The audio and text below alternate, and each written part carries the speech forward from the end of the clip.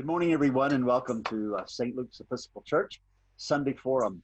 I'm thrilled to have as a return guest to this forum Dr. Beverly Daniel Tatum, the President Emerita of Spelman College and the author of the best-selling, now 20-year-old volume of called Why Are All the Black Kids Sitting Together in the Cafeteria?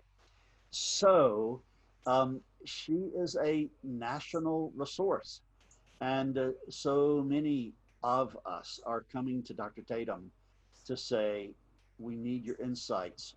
What's going on? Help us to be more effective. And that actually is the nature of our conversation today. So before we get into it, welcome, Dr. Tatum, and thank you very much for coming back. Thank you very much for having me. St. Luke's really appreciates you, and I'll never forget that full room when we could gather during your first visit, and then subsequently all sorts of people are using your texts and videos as resources. So we'll get into that. But the first question is a general one, Dr. Tatum. How's it been going for you? I know that you've been very, very busy. I had to get in line to get this time with you, and a lot of people are beating on your door. So I would love to know, number one, generally, how it's been going, and what your analysis, what are your reflections about whether or not we are in an inflection point in American history. What's going on? What do you think? Sure. Well, it has been since the murder of George Floyd. Certainly, I have gotten lots of calls, and I spend most of my days talking to people over Zoom or on the phone or responding to email questions that journalists are sending my way. And I'm happy to do that because, I want to see progress made. I do think that we are potentially at an inflection point. It remains to be seen whether we will actually realize the fruits of this moment. One of the questions I've been asked is like, why now? Like, why, out of all the incidents that have occurred, that this one sparked so much response, particularly within white communities? And I think it has everything to do with 8 minutes and 46 seconds of video that was clear and undeniable. Sometimes we see these body cam videos and you can question, was that officer being threatened or not? But this was clear and unavoidable. No excuses can be made. And it's just such a shocking and horrifying example of dehumanization. Followed, of course, following on the heels of here in Georgia, the Ahmaud Arbery case in Brunswick, and the shooting of Breonna Taylor as she slept in her own home.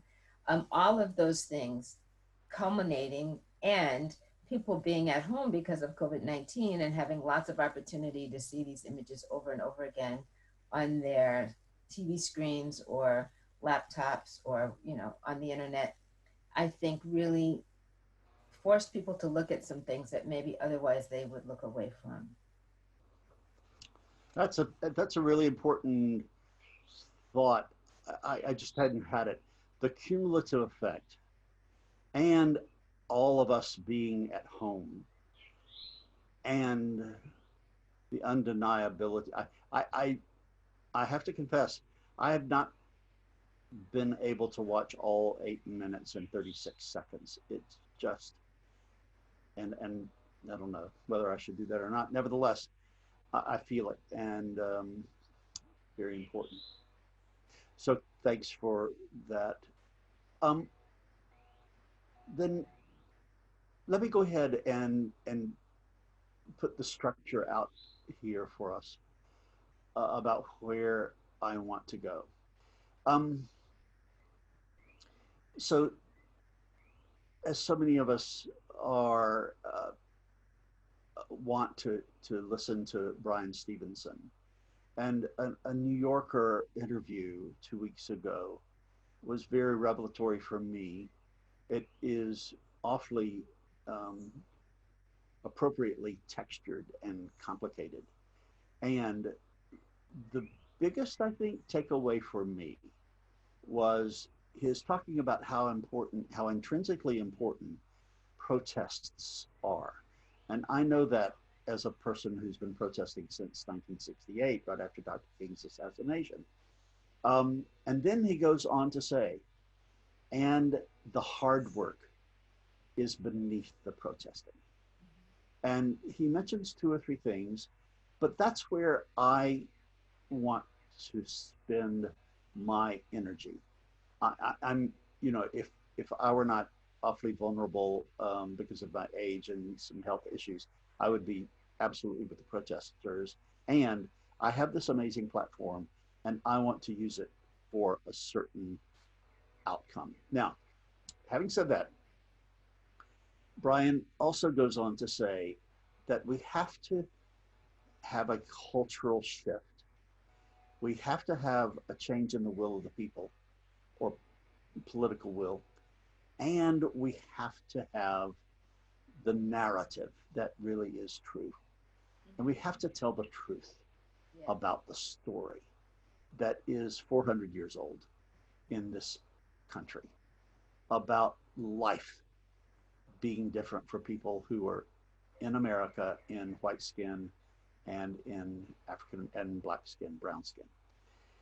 So I want you and me, if we can, to stay in that deep place about the deep work. Now, if you're ready to go there, go there. If you need to say anything about the significance of the protests that are going on, I would certainly welcome that as well. And then we can go into the deep work. Well, no reason to hesitate. I will say something about the protests, simply that, it's notable that they have many more white people participating than has been the case in the past. And certainly it is notable that in polls, 75 to 80% of Americans today say they support Black Lives Matter. That certainly was not true in 2015 during the Ferguson uprising. So, there we see some shift in attitudes. But as you said, protesting, goes on for a season and then it stops. Attitudes can shift, but then people drift back into old ways of thinking. So if we really want to see systemic change, we have to talk at a deeper level. Very good. Um, I, I just do want to note, since this is a St. Luke's Church forum, how many people are writing and telling me that they have gone to at least one, and in some cases, many protests. And teenagers are going with their parents, and children are going with their parents. So I do want to note that and also thank those people and applaud them for doing that. So let's talk about systemic change. What, in your mind, what are the two or three or four things that come into your mind that need to take place as hallmarks of doing that deep work? I've been thinking a lot about that question. And one of the things that I thought about was the need to ensure that we have a living wage in our community. And I've been thinking a lot, and people might say, well, what does that have to do with racism? Well, actually, it has a lot to do with it. Um, and, and I'll tell you why I've been thinking about that. I read a book earlier this year called The Half Has Never Been Told. I'll repeat the title. The Half Has Never Been Told. The author's name is Edward Baptist. And and the subtitle of that book, The Half Has Never Been Told, the subtitle is Slavery and the Making of American Capitalism. And what the author does in great detail is make clear the profitability of slavery for the slave owners, right? That they were making lots of money of growing cotton here in the South. But as the soil was depleted, as the cotton was harder to grow, it became necessary to really get more productivity from the workers, from the slaves, the enslaved people, in order to continue to generate significant, the level of profits that the plantation owners were seeking. And they really, that's where the whipping and all of the brutality came in to try to ensure high levels of productivity from people who were being held against their will. And when slavery came to an end, there was still the desire for that productivity and that profit. And we know that the sharecropping system that replaced slavery was not that much better in terms of what people were paid, the opportunity to get out of a very subsistence level of poverty. We know from books like Slavery, uh, what is the name of that book? Slavery as with another name. I think you know the book I'm talking about. I'm butchering the title. Slavery by Another Name. That's the title of it. Slavery by Another Name, which talks about the prison leasing convict system, where during the era following the end of slavery, following Reconstruction, as the Black Codes and Jim Crow was put into place, people were, just snatched off the street, adult men, and for very small infractions, maybe no infractions, and forced into prison where they were then forced to labor in the fields, again, with very little pay, probably no pay as prisoners. And if they died in under difficult work conditions, no matter, more could be gotten. And the prison system that we see, the mass incarceration system that we talk about today, is in some ways an extension of that earlier time, as documented in Michelle Alexander's book, The New Jim Crow. But what is underlying all of these examples is, the devaluing of the Black labor force. You don't have to take care of them. They're just the slaves, right? You don't have to pay them much. They're just the sharecroppers. You don't have to give them freedom. They're just the prisoner convict. And that dehumanization of that labor force translates today into a lot of so-called essential workers who are not making a living wage, don't have access to health care, and whose lives are essentially devalued still.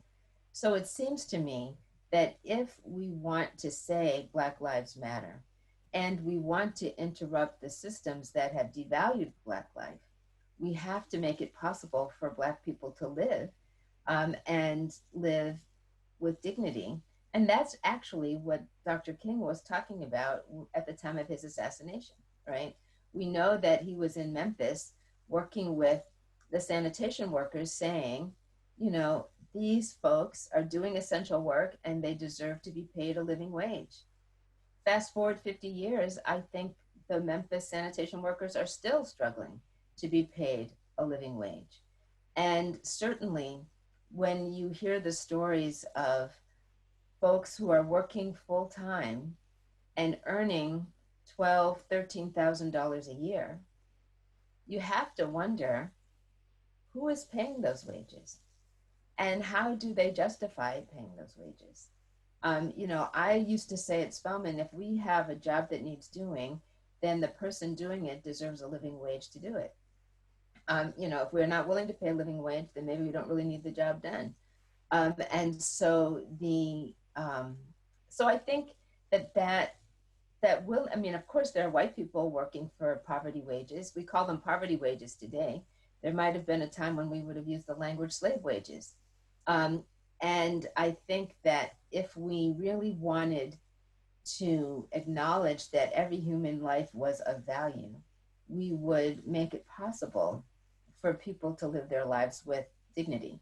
We certainly understand that.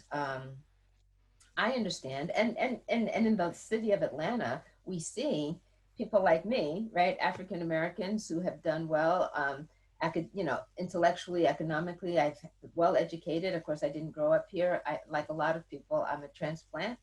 Um, but the uh, the fact of the matter is, if you were born in Atlanta, if you were born poor and Black in Atlanta, the odds of your dying poor are very high. You know, the mobility rates, we know that Atlanta has one of the lowest economic mobility rates in the country. And so when we see Black people who have done well here, of course, some of them are from Atlanta, and we know that the civil rights era opened up opportunities.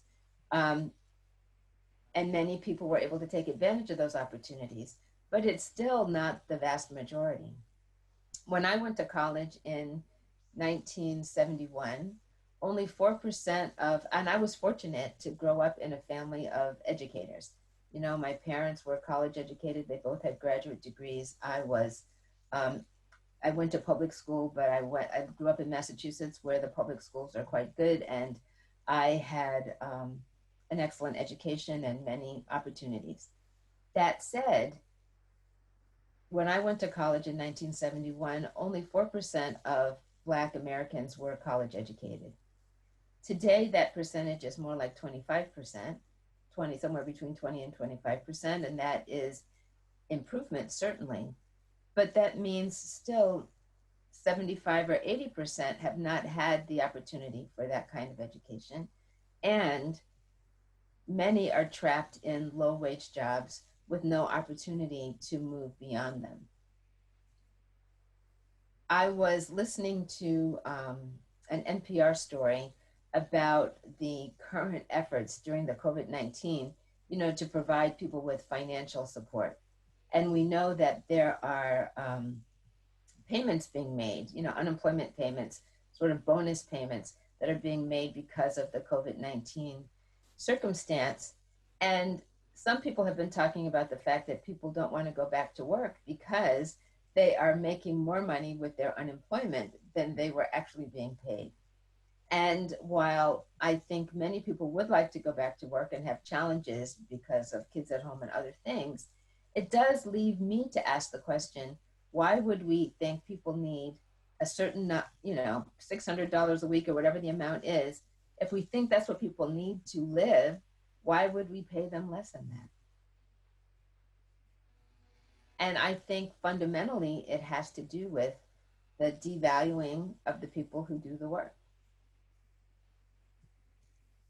Thank you very much. That was such a wonderfully concise, clear narrative about the centrality of economic injustice and how it kills people. I mean, when you said, if in Atlanta you were born poor, you are likely to die poor. And we do know that the outcomes of life expectancy for people who live in poverty are foreshortened. Um, thank you very much. I also appreciate. Can I say something about that though? Please.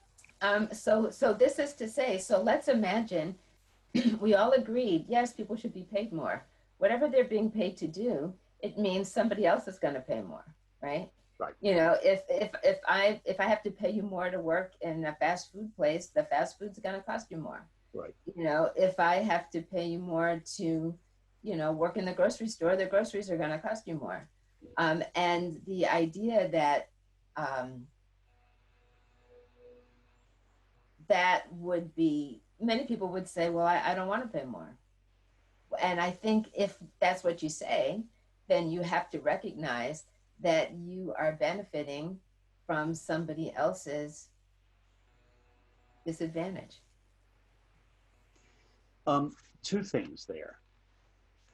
Another one of my mentors said something I'd never heard put this way before. She's African American, teaches multiculturalism. That's why I'm being tutored by her. She said, African American people have for so long been the oil for America. Other countries have these great oil supplies, and that's the result. That is the reason for their wealth. African American free labor was the oil of the American economy.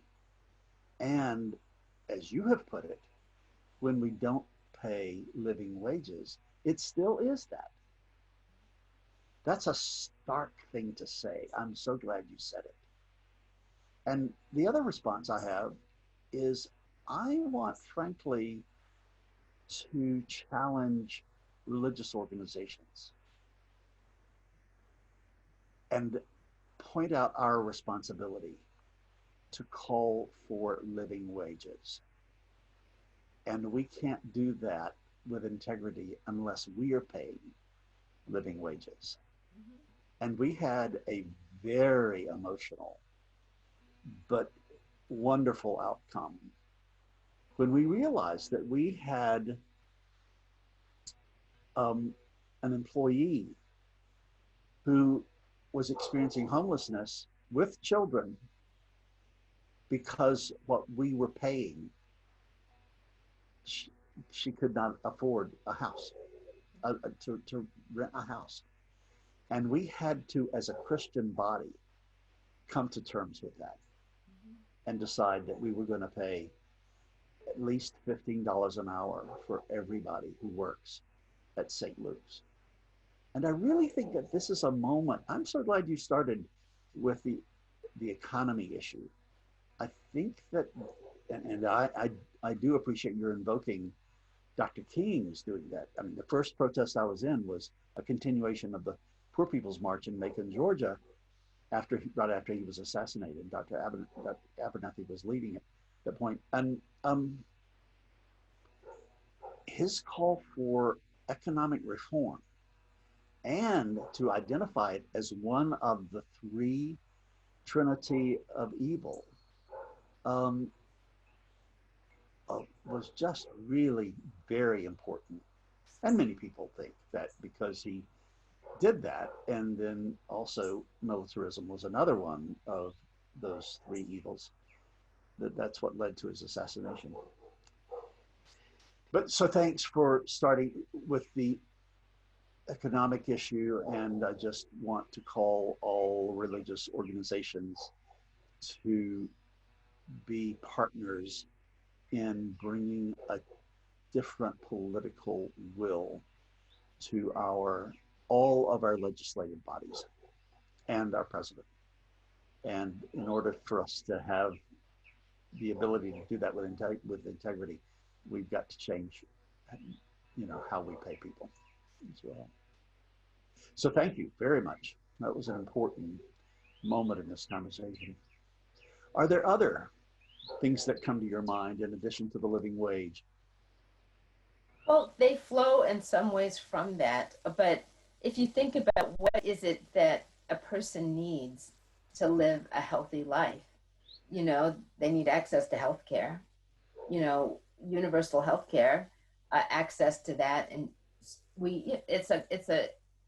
it's criminal in my view that so many people who are being exposed to higher risks of COVID-19 because of their work may in fact not even be able to access healthcare if they need it because they don't have benefits or healthcare insurance, and to try to undo the limited safety net that we have in terms of um, the Affordable Care Act, for example, I think is just personally, I think is criminal.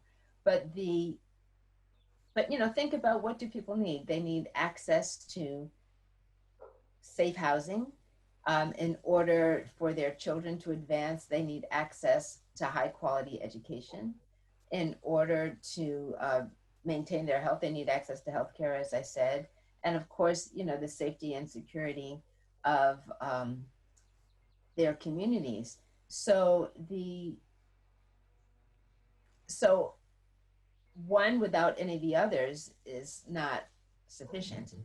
But certainly, if you start with being able to afford housing because you're earning a living wage, I mean, there's certainly lots of places a person can't live even on a living wage, right?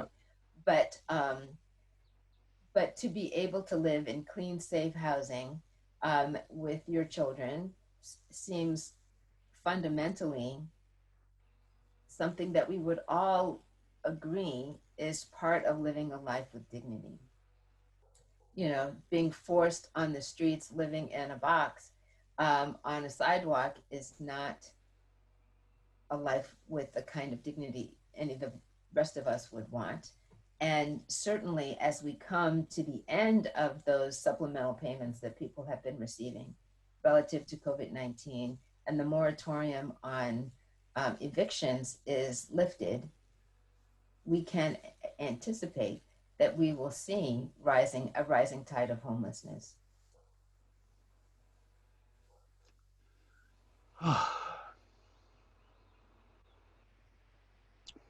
I'm taking that in. I think that, well, let's talk about racism and the white mentality Yeah. just for a moment, and then come back to. But let me be clear, we've been talking about racism. So Thank you, thank you, thank let's you, be clear on that point. thank you very much. This is why I like to have a conversation with you, because you said, let's be clear. Where my mind was is that a part of structural racism and white supremacy is that white people don't have to think about this. And this gets to another, and we can just bracket this and file it by title and come back to it in a few minutes. But this does get to one of your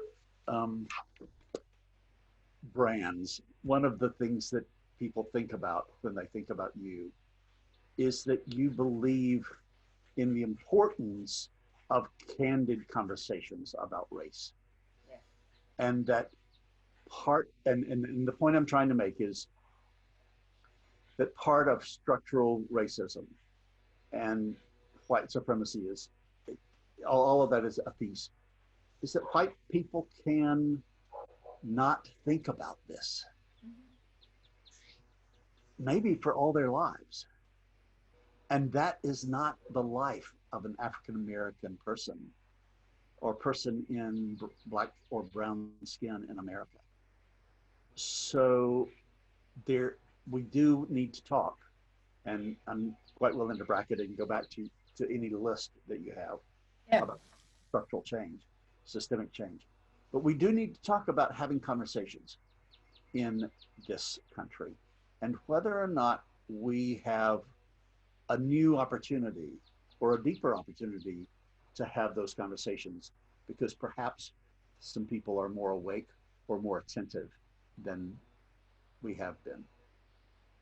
Well, I do think there is an opportunity to have conversation, and conversation is important. But the reason I say conversation is important is because conversation leads to greater awareness. It leads to, if the conversations are happening across lines of racial difference, it can lead to deeper understanding and perhaps trust developing. But more importantly, it leads to empathy, right? And empathy is important because empathy motivates action. So the end game here is action. So it's not just conversation for conversation's sake. It's conversation for understanding. Understanding leads to empathy. Empathy leads to action. And if you think about what motivates people to speak up about something or to take action, sometimes people do it just because, they're outraged as they are. The people protesting didn't personally know George Floyd, most of them. But they're outraged by what they saw and they're speaking up against it. But, and maybe they're doing that because they care about someone they know who could have been George Floyd. Maybe they have a friend or a loved one who could have been under that knee. And they don't ever want to see that happen. And that's why they're protesting. Sometimes people are protesting because they think it's the right thing to do because of their own internal moral compass, or taking action because of that internal moral compass. But often, what motivates people to take action is a personal relationship. I'm doing this, I'm going to that meeting because I'm concerned about my children's education. I am speaking up about this because I'm concerned about the safety of people I care about. I'm going to bring forth this legislation because I am wanting to advocate for the communities I care deeply about. So that personal connection is often the motivation. And when we don't know people, when we don't have empathy for them, we are not likely to speak up against the things that are happening to them. So that is for me, the power of dialogue is that it leads to effective action, which is not to say it can't feel good on its own, but at the end of the day, people who are targeted by racism and other isms are not interested in just nice conversations. They're interested in seeing that ism go away, and the quality of their lives improve. So that is, why I think conversation is so important. So I want to go deeper there now, um, but I don't want to short circuit the earlier chapter of our conversation, which was what are the hallmarks of systemic change? And we started with the living wage, and we went to a list of necessities that a person living a life with dignity must have. So can I interrupt for just a second? Please, always. So I think part of our challenge in these conversations is that, and I think it's a real problem in the United States, is that so many people are so ill-informed about the history of our country. And by that, I'm not just talking about what happened 400 years ago. But for example, when we talk about living wage or access to healthcare or other safety net programs. Social Security is a safety net program, right? But if we go back to the history of those programs, Black people were intentionally excluded from them. Many people may not know that, but for example, back in the 30s, when the legislation for unemployment insurance and Social Security were being put in place, following the disaster of the Great Depression, Southern legislators were very specific in saying that they would not support these programs if Black people were going to benefit from them. They wanted it to be a whites only program. And you might say, well, why be so mean? Like, why would that be important? And the rationale appeared to be that if Black people had access to dollars that they weren't getting from their white employers, they might not put up with the mistreatment that they were receiving at the hands of those employers, that they would have more choices. And it's really interesting when you know this history to see all the ways that it was important to the local economy to keep Black people doing those jobs, so that I'm going to come back to the Social Security point in just a minute, but so that even when Black folks decided it is too horrible, the racial terrorism of the lynchings and all of the Jim Crow stuff that was happening is too hard, we need to get out of here. And people were leaving in droves to go north to work in the factories and the opportunities that were opening up. And the loss of that labor force was so threatening to white business owners and the agricultural owners and all of that, that people were having to sneak out in the middle of the night because their families were threatened if they were to leave their jobs. Their own lives could be threatened. There are stories of people literally escaping in the middle of the night, or sneaking down to the train station, quickly getting on board without anybody seeing, not telling anyone, keeping it a secret that you were planning to leave, because there was so much harassment and violence directed toward people because it was so threatening to the local economy. Coming back to your point about Black people being the oil, right? Can't let the oil leave. And so now I'm coming back to the Social Security point.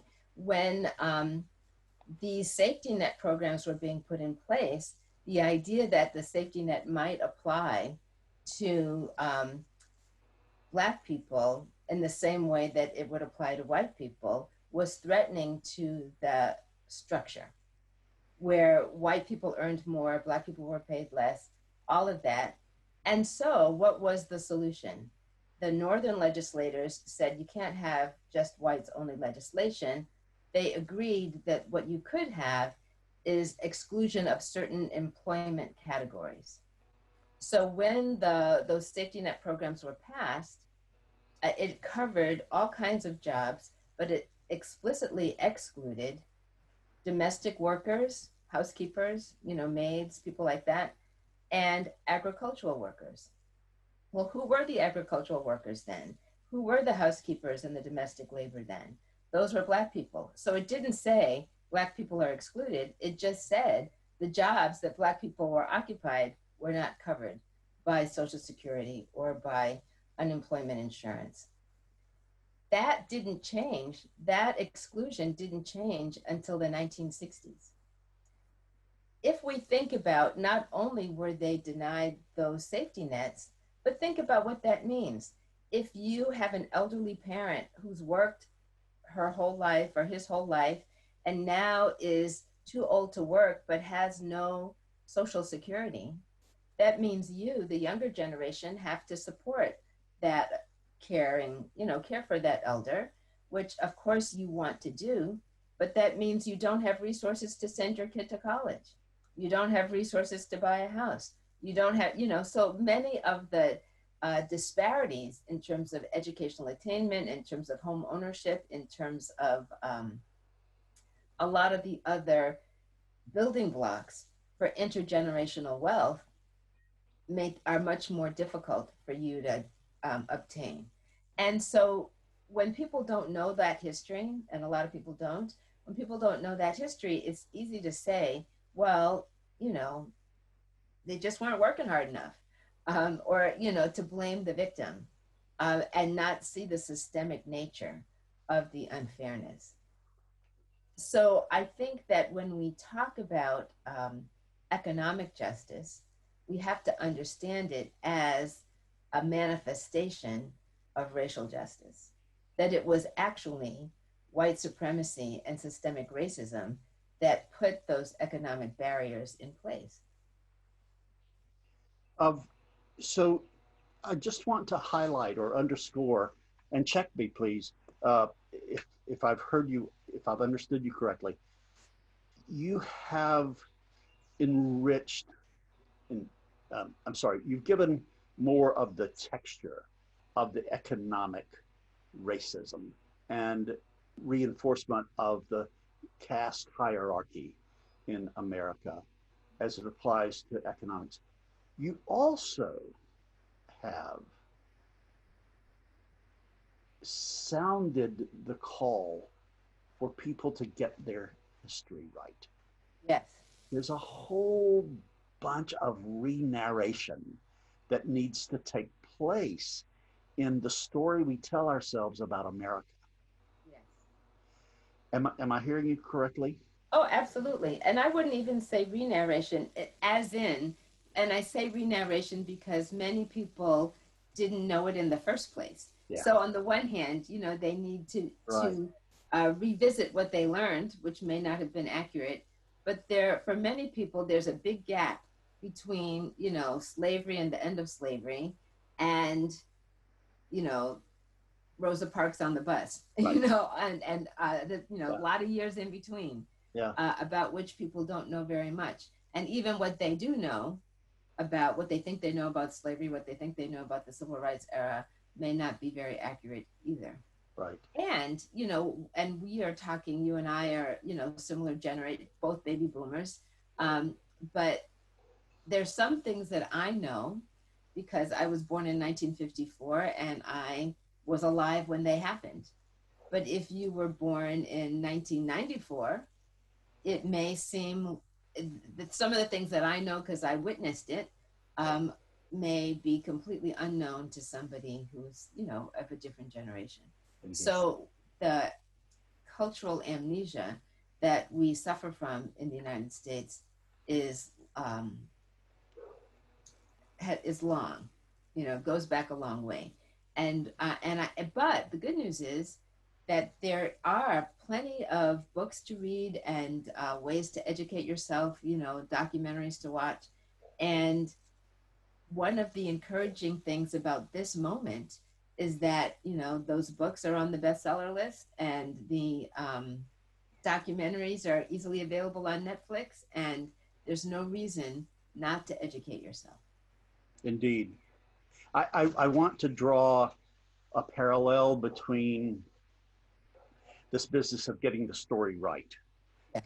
getting the story of our country correct, with a business of getting a story right about Jesus and Christianity.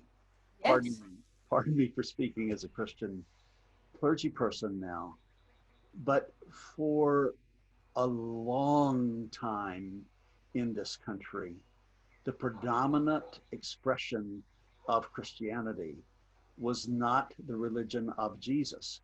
Yes. It was actually a slaveholder Christianity. So that we were totally distorting what Jesus embodied in order to theologically come up under and justify a slave holding economy. And that is a narration, re-narration, a story that has to be corrected from the pulpits of this country also. Absolutely. I completely agree with you. I mean, I one of the most chilling moments I've ever had in my life was in Cape Town, being taken to, and I've forgotten the name of the university, and the great meeting hall there where the white theologians gathered to write the theological underpinnings and justification for the apartheid government. And there are churches throughout this country that are analogs of that. Um, I'm I happen to be in Birmingham today, and there's a Methodist church here where that document was written, and it can be traced back to this notion of slaveholder Christianity. And I never want not to mention that the name of one of the ships that brought cargo, human cargo, the name of it was Jesus. So uh, I get quite emotional about this. So let me breathe deeply and let's go, if you're ready or if it's appropriate, back to the issue of dialogues. Yes. And here is a really, well, I can't wait for you to unpack this, but the whole notion, and this goes back to the white supremacy, is that white people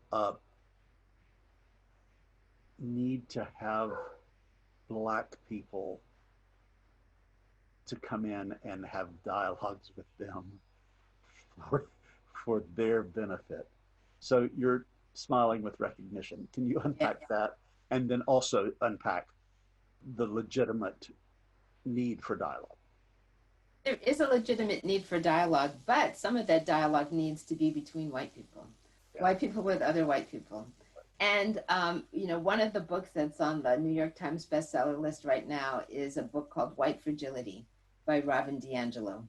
And when people ask me, when a white person asks me, what should I read? I often say, I would really encourage you to read that book, White Fragility.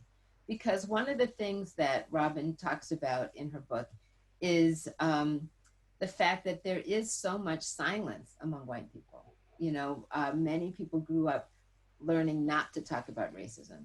They were encouraged not to talk about it, and they feel very uncomfortable having those conversations. Certainly, uncomfortable having those conversations with people of color, but sometimes even with anyone, for fear that they'll say the wrong thing, or maybe they will offend someone, or, there's lots of reasons why people don't want to have the conversation.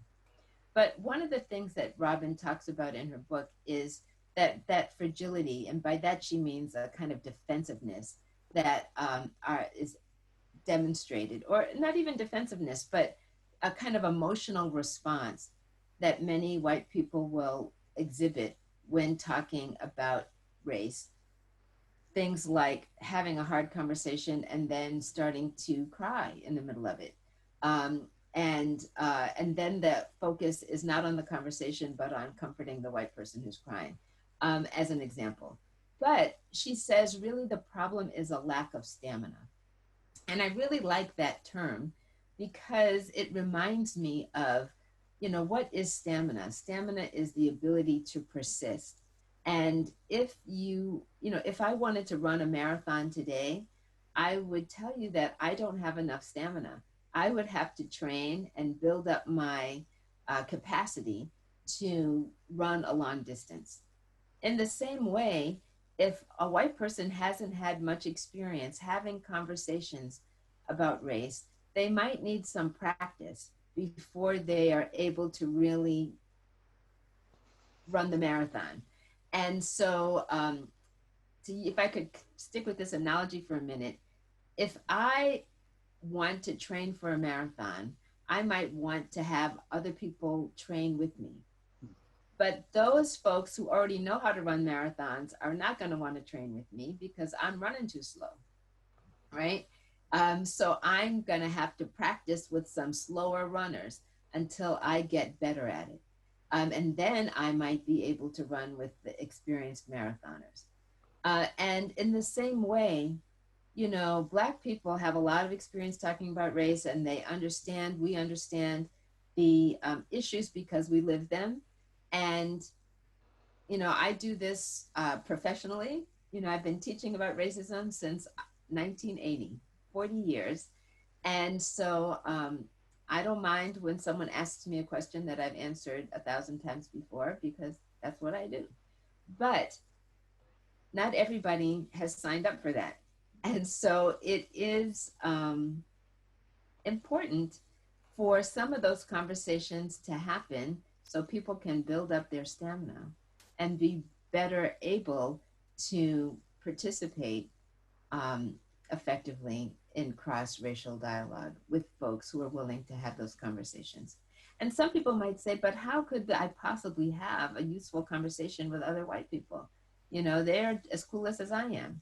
But the truth of the matter is, they're not. I mean, there's a variety. Use your own experience. You talk about the things you've read and the places you've been. You can be uh, a scaffold. Psychologists refer to scaffolding. When a younger child learns something from an older child, we call that scaffolding. When a more experienced white adult who has learned about racism through their reading, life experience, studying, conversations, and reaches back to help other white people have a deeper understanding, deeper knowledge, that too is a kind of scaffolding. And I think those are the conversations that need to happen as much. In fact, I would say more so than the cross-racial ones, because the truth of the matter is people of color are tired. I, I, I again want to simply underscore that last point is that two or three very strong, from the outside, stamina filled Black leaders at St. Luke's have sent me articles about, and there was one particular article that was really helpful that said the competent, confident Black colleague on the Zoom screen with you underneath is very burdened right now. And just be aware of that. And then the other point I wanted to make is one of the saddest calls I've received lately was from a white person at St. Luke's talking about how difficult it is for her to talk with white friends, bumping into invariably talking about removing Confederate monuments or the Confederate flag, and then just going ballistic, being triggered. And how am I going? And in effect, she was saying, I need more stamina. How to do it. So we are in this series going to have some conversations about talking across the aisle. Because when you're talking about white people talking with white people, you're talking about the avoidance of contact and wanting not to bring up politics at the Thanksgiving table, you know, and that kind of thing. Well, our time, unfortunately, is over, and you um, have been so generous. God, what a great teacher you are.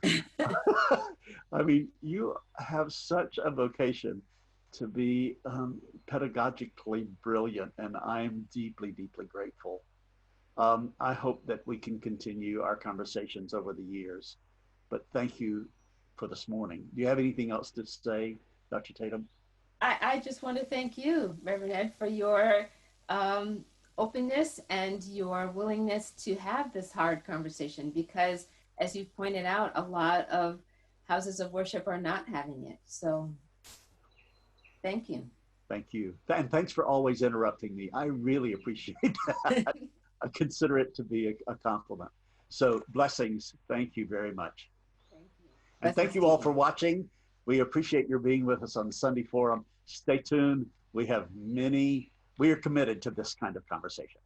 Thanks again, Dr. Tatum. Thank you all. Bye bye.